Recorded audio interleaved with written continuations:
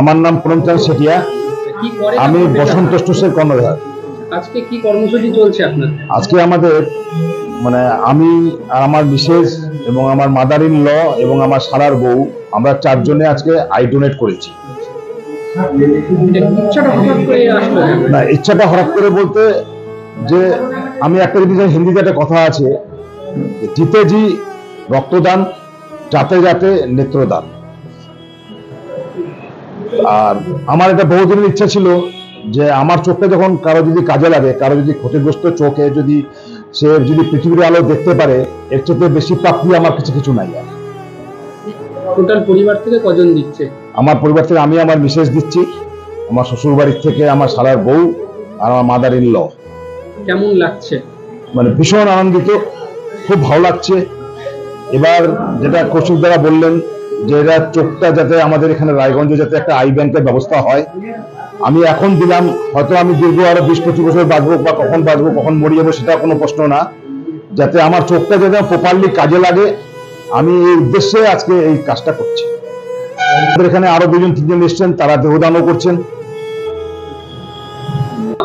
কৌশিক ভট্টাচার্য। এখানে কি কারণ?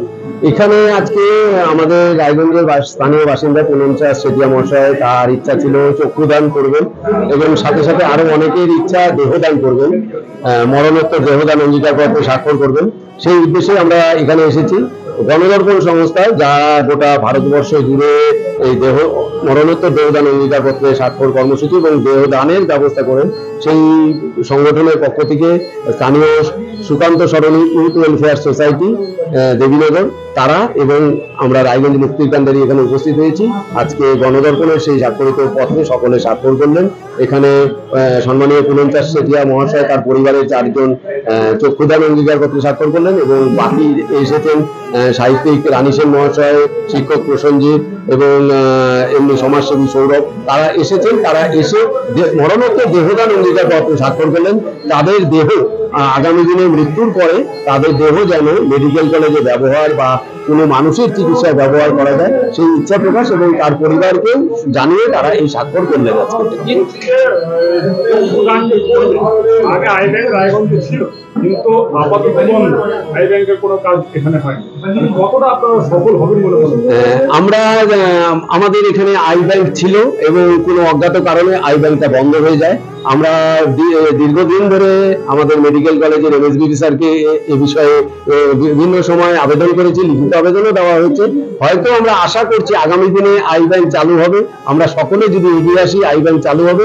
এবং আমরা একটা আশা নিয়ে করছি যে আজকে আমরা এই স্বাক্ষর করলাম, আগামী দিনে আমাদের এই মেডিকেল কলেজে আই ব্যাংক চালু হলে বা দেহ সংরক্ষণের ব্যবস্থা হলে আমাদের এই আগামী দিনে যে আন্দোলন, সেই আন্দোলন সঠিক রূপ পাবে।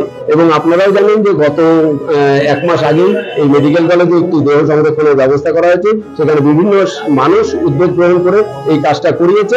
আগামী দিনে আরো মানুষ যদি এগিয়ে আসে তাহলে আই ব্যাংক সহ দেহ সংরক্ষণের ব্যবস্থা এবং দেহ প্রতিস্থাপনেরও ব্যবস্থা যাতে করা যায়, সেই বিষয়ে আমরা সবাই উদ্যোগ গ্রহণ করব।